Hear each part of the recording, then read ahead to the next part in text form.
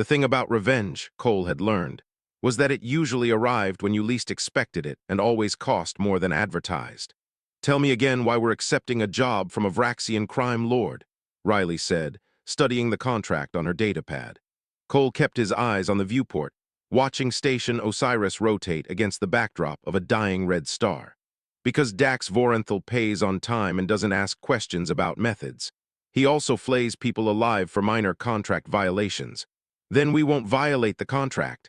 Cole turned to face her, noting the skepticism etched across her features. "Look, the job's simple. Extract one human from a corporate research facility, deliver them to neutral territory, collect 50,000 credits. Clean and professional." "Nothing involving Vorenthal is ever clean," Arya Cole's AI interjected. "My databases contain 47 documented instances of his operations resulting in mass casualties." "You're using that number out of spite," Cole said. "I'm using that number because it's accurate." Riley set down her datapad and crossed to the navigation console where Crix was plotting their approach vector. The Talaxin had fully recovered from his injuries and now served as their primary navigator, his species' natural spatial awareness proving invaluable. "What do we know about the target?" Riley asked. Cole pulled up the file. A woman's face appeared on the holographic display, mid-30s, sharp features, intense eyes that suggested high intelligence. "Dr. Amanda Foster, biochemist specializing in genetic modification. She's been working for Helix Corporation for 6 years, most recently on classified projects." "Let me guess," Riley said. "She developed something they don't want leaving the facility. According to Vorenthal's intelligence, she's created a universal vaccine platform. Single injection, lifetime immunity to most known pathogens across multiple species." Cole highlighted sections of the report. "Helix wants to weaponize it, create controlled pandemics they can profit from treating. Foster refused and tried to go public. They locked her in the research station." Crix made a series of clicks and whistles, his species' way of expressing disgust. Riley translated automatically after months of working together. "He says corporations are worse than criminals because they hide behind legitimacy." "He's not wrong," Arya agreed. "Though I should note that accepting this job makes us complicit in Vorenthal's plans for Dr. Foster and her research." Cole had considered that angle extensively. Vorenthal promised sanctuary and resources to continue her work independently. She gets freedom. He gets the prestige of backing a major scientific breakthrough. "Everyone wins, except Helix Corporation," Riley said. "Exactly." The plan was straightforward on paper. The research facility orbited an uninhabited gas giant in the frontier territories. Minimal security, skeleton crew. They'd dock under false credentials, locate Foster, and extract her before anyone realized what happened. Standard smash and grab, the kind of operation they'd run dozens of times. Cole should have known better than to trust straightforward. They approached the facility 12 hours later, the Shrike broadcasting identification codes that Arya had forged with her usual precision. The station was a modular construction, all sterile white panels and corporate branding, floating serenely above the gas giant's amber storms. "We're being scanned," Arya reported. "Multiple sensor sweeps, very thorough." Riley checked her weapons for the third time. She'd armed herself with a pulse rifle and several less lethal options, preferring to avoid killing when possible. Her reformation included a distaste for unnecessary violence. "Credentials accepted," Arya continued. "They're assigning us Docking Bay 7. Security protocol is surprisingly light for a facility allegedly holding a prisoner." Cole felt the first stirrings of unease. "Define light. 2 guards visible on thermal scan, standard automated defenses. No hardened checkpoints, no biometric locks beyond basic access control." "That's wrong," Riley said immediately. "If they're holding someone against their will, especially someone with valuable knowledge, security should be overwhelming." Crix chittered agreement, his clawed hands dancing across the navigation controls. Cole made a decision. "Arya, run a deep scan on the facility. I want to know who's aboard and where they're located." "Already initiated. Results coming through now." A pause. "Cole, this doesn't match the intelligence Vorenthal provided. I'm reading 23 human life signs, not the 7 we expected. And they're clustered in the main laboratory section, not distributed throughout the facility." The pieces clicked together in Cole's mind with sickening clarity. "It's a trap." "Confirmed," Arya said. "Multiple power signatures just activated." Defense turrets, maglocks on all airlocks, and something that reads like a military-grade jamming array. The station's docking clamps seized the Shrike with brutal efficiency.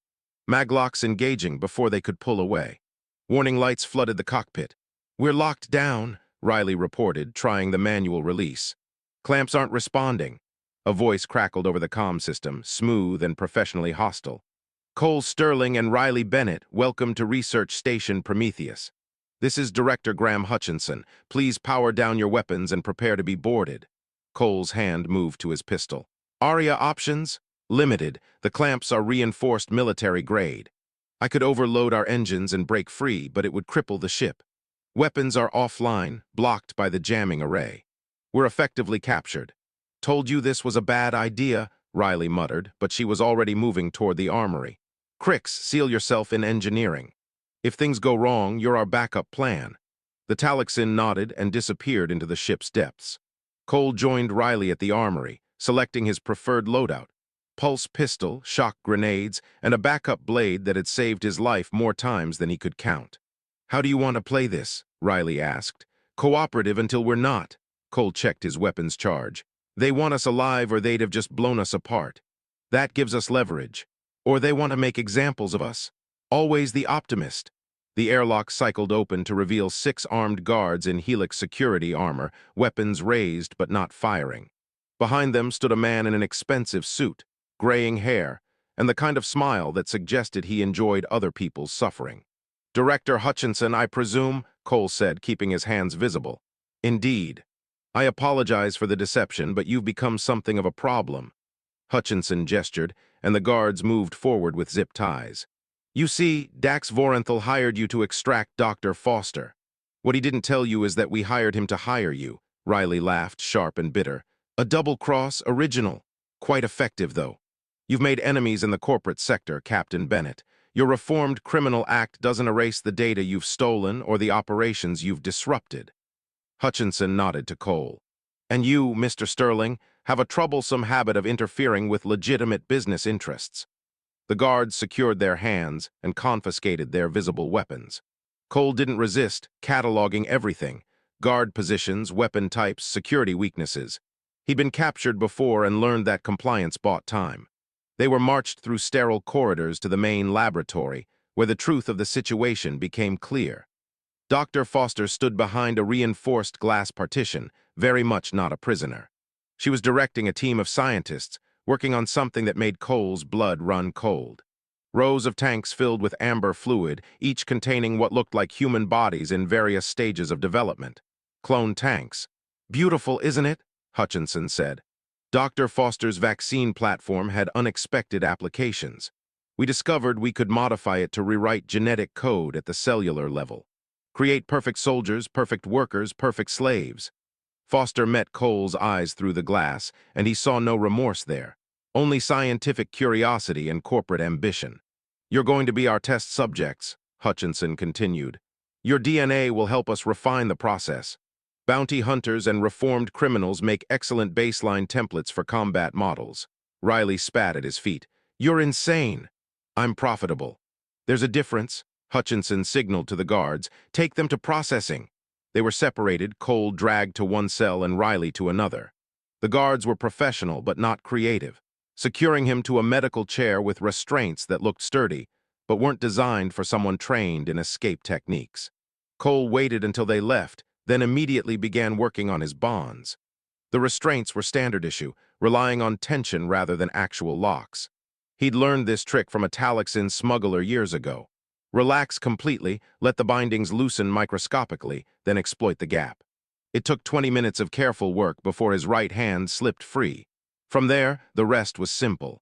He retrieved the backup knife they'd missed, hidden in a boot sheath, and cut through the remaining restraints. The cell door was locked electronically, but the control panel was accessible from the inside. Sloppy security, arrogance making them careless. Arya's voice crackled in his ear, the signal weak but present. "Cole, can you hear me?" "Barely. Status." "The jamming is localized. I've been working on the docking clamps, and I think I can release them. But I need you to disable the station's power grid first. There's a main reactor 2 levels below your current position." "Where's Riley?" "3 cells down from you, same situation." Crix is attempting to access the station's systems from engineering, but their security is better than expected. Cole moved to the door, listening for guards. Footsteps echoed somewhere distant, but the immediate corridor was clear. He triggered the door release, grateful when it slid open silently. Finding Riley took 5 minutes of careful navigation. She'd already freed herself and was working on the door when he arrived. She spun at his approach, relaxing when she recognized him. "Great minds," she said, stepping into the corridor. "Or predictable criminals." He handed her a shock baton he'd liberated from an unmanned security station. "Arya needs us to shut down the reactor. Can we make it? Do we have a choice?" They moved through the facility like ghosts, using every trick they'd learned over years of questionable employment. The reactor room was guarded by 4 security personnel, alert and armed with weapons that would vaporize them if this went wrong. Riley caught his eye and made a series of hand signals. Distraction, flanking, simultaneous takedown. Cole nodded. He triggered a fire alarm 3 corridors away, watching as 2 guards split off to investigate. The remaining pair stayed focused on their posts, more disciplined than he'd hoped. Riley moved first, sliding around the corner with her baton extended. She struck the nearest guard's weapon hand, sending the rifle clattering, then drove the baton into his stomach. The shock charge dropped him instantly. Cole tackled the second guard, driving him into the wall and using leverage to slam the man's head against the metal. The guard crumpled, unconscious. "Too easy," Riley said, checking the fallen guards for injuries. Both were breathing, no permanent damage. "Agreed." Cole entered the reactor room, scanning for additional threats. The space was dominated by a massive fusion core, energy containment fields glowing blue-white. Control consoles lined the walls, monitoring systems that kept the station alive. "Arya, we're at the reactor. What's the shutdown sequence?" "Don't shut it down, just interrupt the power distribution. There should be a junction control marked P7. Overload it and the station will switch to emergency backup, which doesn't have enough capacity for the jamming array and the docking clamps." Cole found the junction and pulled up the interface. Riley stood guard, watching the entrance. The system resisted his commands, requiring access codes he didn't have. He tried several bypasses before Arya spoke again. "Cole, company incoming. I count 8 hostiles, heavily armed. How long do I have?" 90 seconds. He abandoned subtlety and drew his pistol, firing 3 shots into the junction control. Sparks erupted, alarms wailed, and the station's lighting flickered to emergency red. "That works too," Arya said. "Clamps are releasing. Get back to the ship." They ran, no longer concerned with stealth. Guards appeared at intersections, and Riley scattered them with her baton, fighting with the efficiency of someone who'd spent years surviving on instinct. Cole covered their retreat, firing suppression shots that kept pursuit cautious. They reached the Shrike with seconds to spare, diving through the airlock as gunfire sparked against the hull. Crix had the engines running, the Talaxin's hands flying across controls as he prepared for emergency departure. The docking clamps released with metallic shrieks, and the Shrike pulled away from the station. "They're targeting us," Arya warned. "Defense turrets activating." "Evasive," Cole ordered, throwing himself into the pilot's seat. The ship twisted through space, dodging energy beams that superheated the vacuum. Riley manned the weapons console, returning fire with precision that disabled 2 turrets before they cleared effective range. Station Prometheus shrank behind them, emergency lights making it look like a dying constellation. Cole didn't ease off the throttle until they jumped to FTL, putting light years between them and Helix Corporation. In the safety of hyperspace, they gathered in the cockpit to assess damage. The Shrike had taken hits, but nothing critical, and they'd all escaped without serious injury. "Well," Riley said after a long silence, "that was a spectacular disaster." "Vorenthal set us up," Cole said, anger simmering beneath his calm exterior. "He knew it was a trap and sent us anyway." "The question is why," Arya said. "Vorenthal typically eliminates problems directly. This seems unnecessarily complicated." Crix chattered, pointing at the navigation display. His meaning was clear. They needed to disappear for a while, let things cool down. "Agreed," Cole said. "Arya, take us to the outer reaches, somewhere without corporate presence or Vraxian influence." "I know just the place, a smuggler's haven called Freeport Station. No questions asked, no extradition treaties." Riley pulled up the communications log, scanning through intercepted transmissions. Her eyes widened. "Cole, you need to see this." The message was encoded, but Arya cracked it easily. Text scrolled across the screen, detailing a conversation between Hutchinson and Vorenthal. Cole read it twice, fury building with each word. The setup was revenge. Vorenthal blamed them for disrupting his operations in the frontier, specifically the medical supply run that had cost him a valuable pipeline. Hutchinson had approached him with an offer. Deliver Sterling and Bennett, receive exclusive distribution rights for Helix's cloning technology. He sold us out for a business deal, Riley said quietly. Not just sold us out, he wanted us captured, experimented on, turned into corporate property. Cole's hands clenched on the armrests. That's beyond a grudge, that's personal. So what do we do? Riley asked. Run and hide, we can't fight a Vraxian crime lord and a megacorporation simultaneously. Cole thought about it, running scenarios. They were outgunned, outmaneuvered, and marked for death or worse.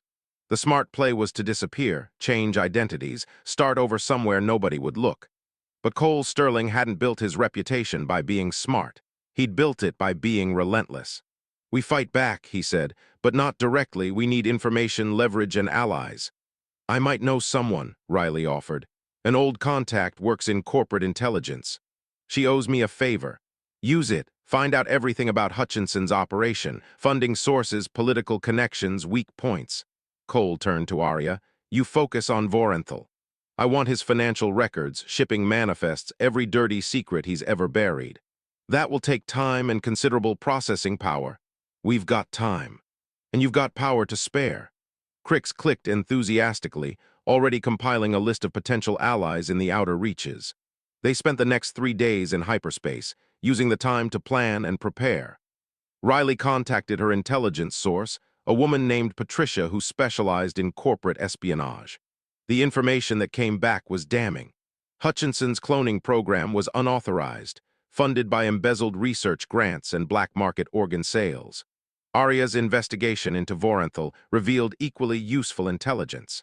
The crime lord had enemies, rivals who would love nothing more than to see him destroyed. And his deal with Helix violated several treaties with other criminal organizations. The pieces of a plan began to form. They arrived at Freeport Station exhausted but focused. The station was everything Arya promised, a lawless haven where credits mattered more than questions.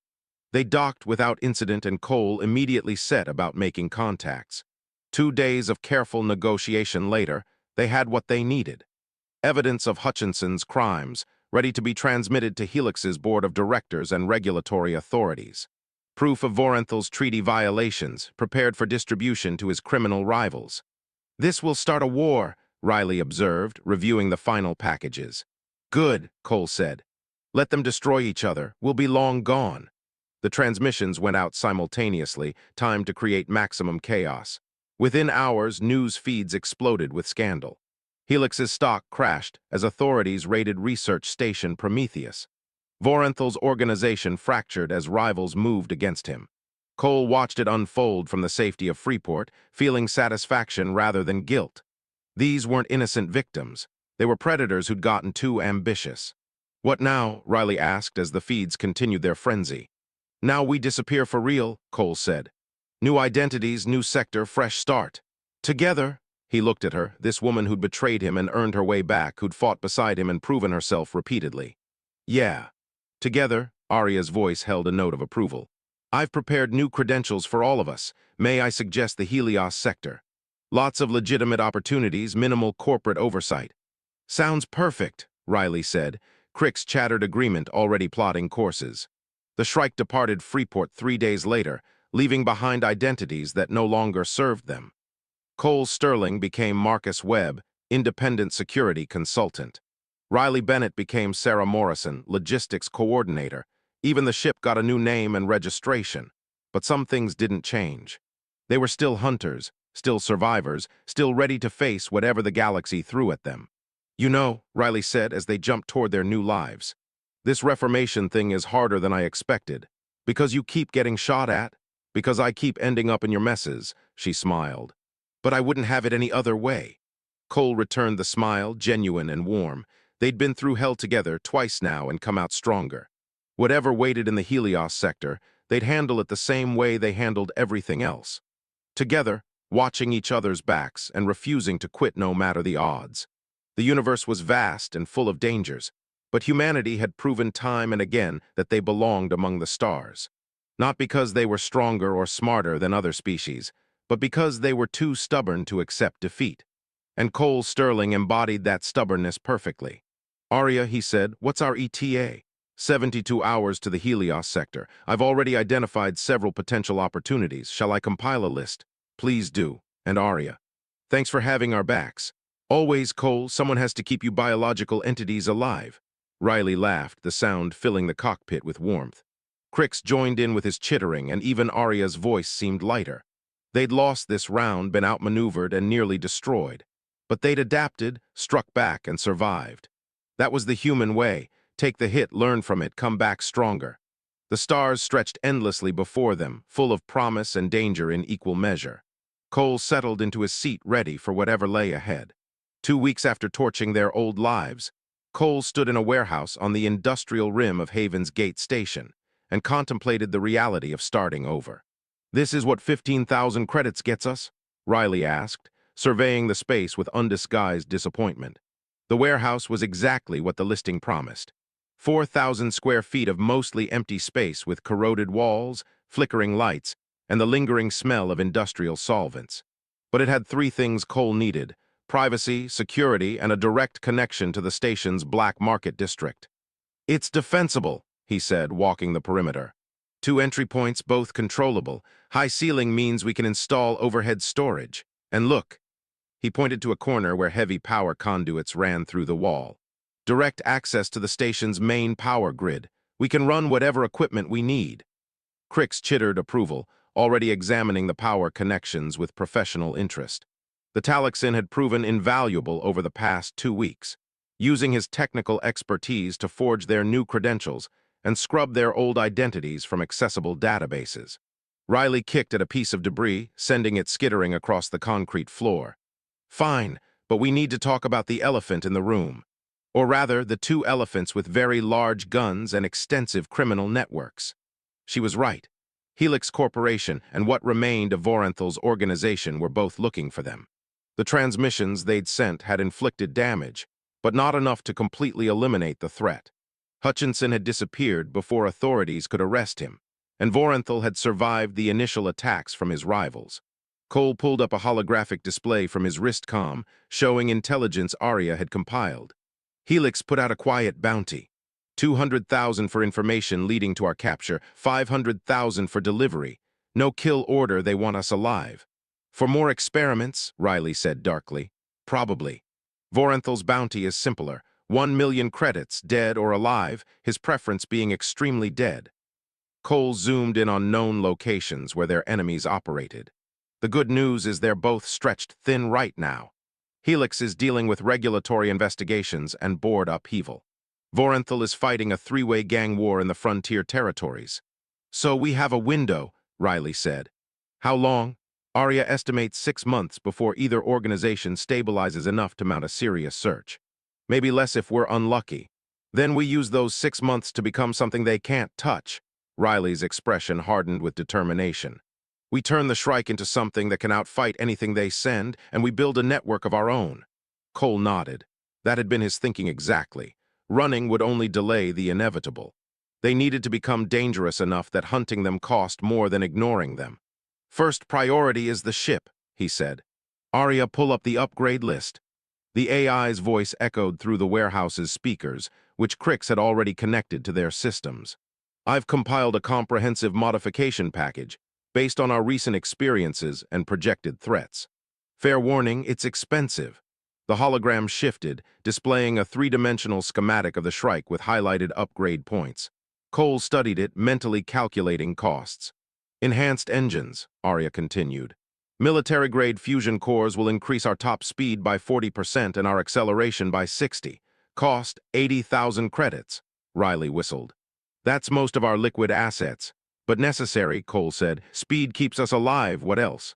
"Improved weapon systems. Your current plasma cannons are adequate for light combat, but against corporate security or organized crime, you'll need something heavier. I recommend quad-linked particle accelerators with independent targeting. Cost 50,000. "We don't have 50,000, Riley pointed out. We will, Cole said. What about defenses? Layered shielding with adaptive frequency modulation, making it harder to penetrate with sustained fire. Reactive armor plating on critical systems. Point defense lasers for incoming missiles. Total cost, 70,000 credits. Riley did the math, her face falling. That's 200,000 credits total. Then we need to earn, Cole said simply. He pulled up a separate display showing available jobs on Haven's Gate Station. The station's black market has plenty of work. We take small jobs, low profile, build our funds while staying off the radar. What kind of jobs? Riley asked. Cole filtered the listings. Cargo runs to stations that don't ask questions. Recovery operations for salvage companies. Security work for merchants who need protection in dangerous sectors. Nothing that draws attention from major players. Crix approached, carrying a datapad with his own findings. Riley read it and smiled. Our Talixin friend has been busy. He's identified a local engineer named Victor Ross who specializes in illegal ship modifications. Apparently worked on military contracts before going independent. Can we trust him? Cole asked. Crix says Ross has a reputation for discretion and quality work, charges premium prices but delivers results. Set up a meeting, Cole decided, but verify everything first. We can't afford mistakes. Over the next 3 days, they transformed the warehouse into something functional. Riley sourced equipment from Haven's Gates markets. Workbenches, diagnostic tools, weapons maintenance stations, and a communications array that Arya could use to monitor station traffic. Cole focused on security, installing motion sensors, automated defenses, and reinforced doors that could withstand military-grade breaching charges. Crix worked on the technical infrastructure, creating isolated networks that couldn't be traced back to them, and establishing encrypted communication channels with useful contacts. The meeting with Victor Ross happened on the 4th day. The engineer was a stocky man in his 50s, graying hair pulled back in a ponytail, grease permanently embedded under his fingernails. He walked around the Shrike with the critical eye of someone who'd seen thousands of ships and knew quality when he saw it. Nice lines, Ross said, running his hand along the hull. You've kept her maintained. I can work with this. Can you deliver what we need? Cole asked. The engines, yes. I've got connections with a military surplus dealer, legitimate salvage from decommissioned ships. The weapons will be trickier. Particle accelerators aren't exactly legal in this sector. We're not exactly concerned with legality, Ross grinned. Good. I like clients with realistic expectations. He pulled up his own specifications on a datapad. I can source everything on your list, but it'll take time. 6 weeks for the engines, another 4 for the weapons, 2 more for the defensive systems. Call it 3 months total. That's too long, Riley said. We need to be operational sooner. Then prioritize, Ross said. What do you need first, speed or firepower? Cole considered. Their immediate threat wasn't direct combat, but discovery and pursuit. Speed, get us the engines first, we'll worry about weapons later. Smart choice. I can have the fusion cores delivered in 2 weeks. Installation will take another week. Cost is 80,000 as quoted, half up front. They didn't have 40,000, but Cole had anticipated this. We can give you 20 now, another 20 when you start installation, and 40 on completion. Ross studied them, clearly calculating risks. You're the new arrivals everyone's whispering about, aren't you? The ones who burned Helix Corporation and pissed off Vorenthal. Cole's hand moved toward his pistol, but Ross raised his hands peacefully. Relax. I don't care about your history, and I'm certainly not stupid enough to collect bounties from organizations that torture people. But I need to know you'll survive long enough to pay me. We will, Cole said with absolute certainty. Then we have a deal. Ross extended his hand. But understand this. If corporate security or Vorenthal's people come looking, I'll tell them exactly nothing. Professional courtesy goes both ways. They shook on it, sealing an arrangement that Cole hoped wouldn't get them killed. With the ship modifications in progress, they focused on building their operational capacity. Riley used her contacts to establish information channels, paying for access to corporate databases and criminal networks. The goal was early warning, know when threats were coming before they arrived. Cole took point on security, drilling Crix on defensive protocols and establishing escape routes throughout Haven's Gate Station. He mapped every corridor, every maintenance tunnel, every emergency exit. If they needed to disappear quickly, he wanted options. The jobs came steadily. Small contracts that paid enough to keep them afloat. escorting a merchant convoy through pirate-infested space, recovering stolen cargo from a gang hideout, transporting sensitive materials that couldn't go through official channels. Nothing glamorous, but it built their reputation as reliable operators who didn't ask unnecessary questions. More importantly, it built their funds. After 3 weeks, they'd earned 60,000 credits. Arya monitored communications constantly, filtering through millions of transmissions for relevant intelligence. She found it on day 23. Encrypted chatter between Helix security operatives discussing their search parameters and known associates. They're expanding their search grid, Arya reported during a morning briefing. Currently focused on core territories, but they'll reach the Helios sector within 2 months. Vorenthal? Cole asked. His organization is still fractured, but he's consolidating power. I'm detecting increased activity in the frontier sectors. He's rebuilding, and when he's ready, he'll come for you. Riley leaned back in her chair, processing the information. 2 months. That gives us time to finish the ship upgrades and establish ourselves here. We need more than that, Cole said. We need leverage. Something that makes killing us more expensive than leaving us alone. Information, Riley suggested. Dirt on both organizations that releases automatically if we die. A dead man's switch, Arya said. Classic but effective. I can set up the infrastructure. We'll need significant intelligence first. Then we prioritize that, Cole decided. Arya, dedicate processing power to infiltrating Helix and Vorenthal's networks. Riley, use your contacts to buy whatever data we can't steal. Crix, work with Ross to accelerate the ship modifications. The Talaxin clicked enthusiastically, already compiling lists. The next month passed in a blur of activity. Victor Ross delivered the fusion cores on schedule, and the installation process began. Cole watched as his ship was systematically torn apart and rebuilt. The old engines replaced with military-grade power plants that hummed with barely contained energy. Riley cultivated relationships with information brokers, trading credits and favors for access to restricted data. She discovered details about Hutchinson's offshore accounts, evidence of Helix board members profiting from illegal experiments, and connections to black market organ trade that would destroy the company if exposed. Arya cracked Vorenthal's financial networks, mapping his money laundering operations and identifying his remaining allies. She built a comprehensive dossier that could unravel his entire organization if delivered to the right authorities or rival gangs. Crix proved invaluable, using his technical expertise to create isolated data vaults that held their insurance policies. If they died, the information would automatically transmit to law enforcement agencies, news organizations, and Vorenthal's enemies. The dead man's switch was more sophisticated than simple revenge. It was designed to cause maximum chaos. Simultaneous releases that would overwhelm damage control efforts, timed to hit when markets were open and news cycles were hungry. It's beautiful, Riley said, reviewing the final setup. Mutually assured destruction, digital edition. Hopefully we never need to use it, Cole said. But it's there if we do. The Shrike returned from Ross's workshop 8 weeks after their arrival at Haven's Gate, transformed. The new engines gave her acceleration that rivaled military interceptors, and the enhanced power systems meant they could run shields, weapons, and sensors simultaneously without taxing the reactors.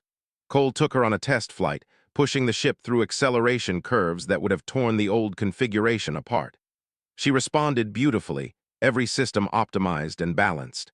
How does she feel? Riley asked from the co-pilot seat. Like we might actually survive this, Cole admitted. They returned to find Ross waiting with the weapons systems, 2 months ahead of his original timeline. Called in some favors, he explained. Figured you might need these sooner than later. The particle accelerators were integrated over the next week, giving them firepower that could threaten ships 3 times their size. Combined with their speed, the Shrike had become something unique. A vessel that could outrun most threats and outfight anything it couldn't escape. Final cost comes to 190,000, Ross said, reviewing the work.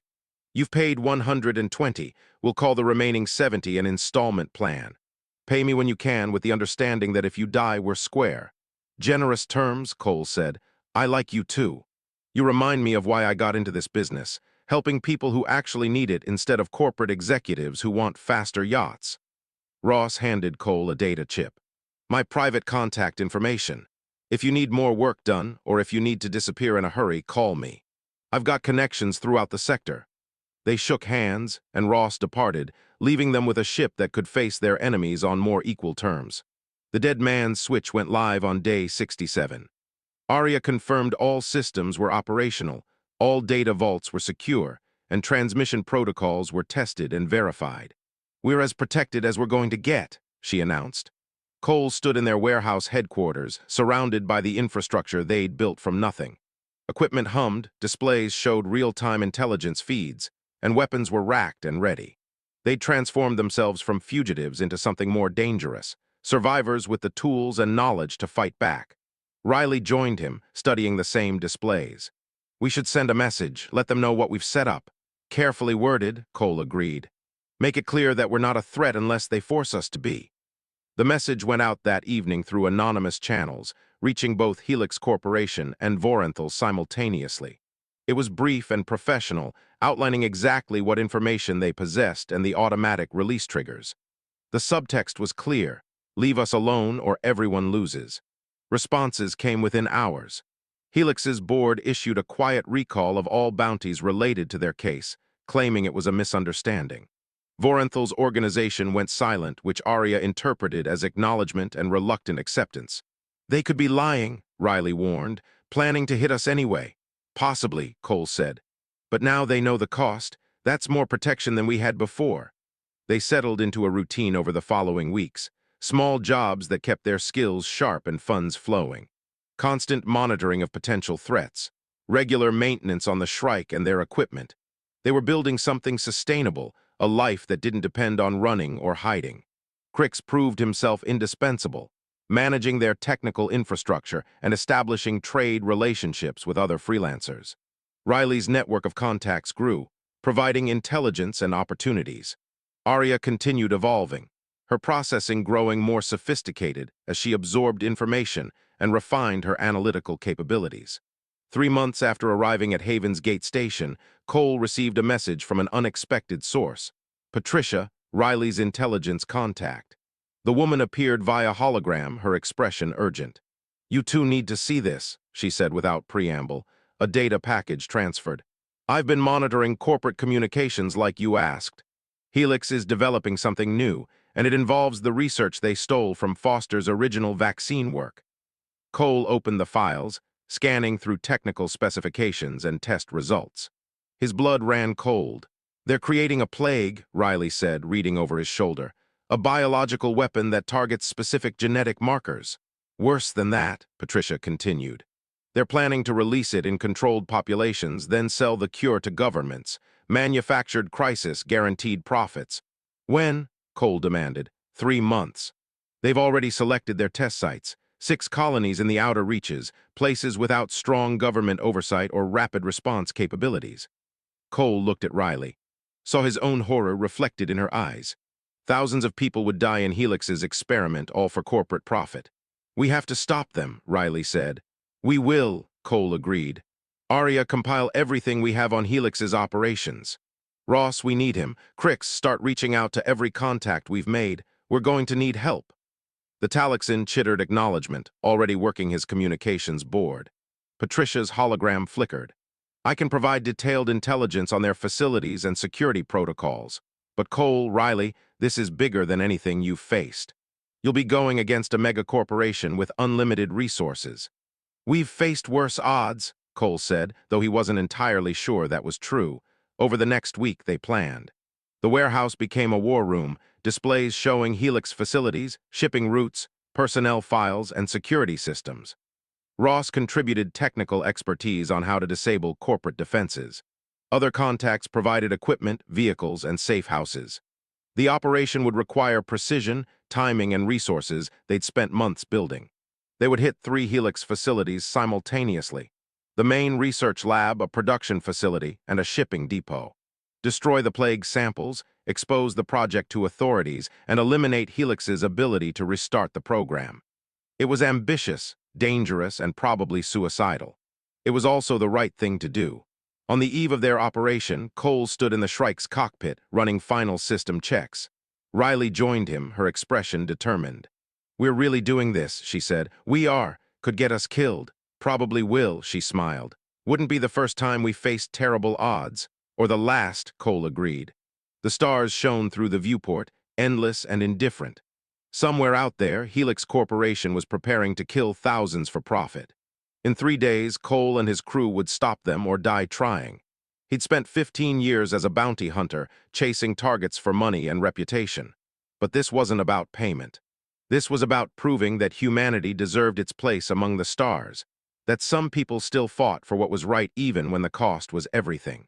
The Shrike hummed beneath him, ready for war. His crew was prepared, their equipment tested, their plans solid. They had 3 days to finalize details, 3 days before they went up against one of the most powerful corporations in known space. Cole Sterling smiled, feeling more alive than he had in years. The hunt was on, and this time they were hunting monsters.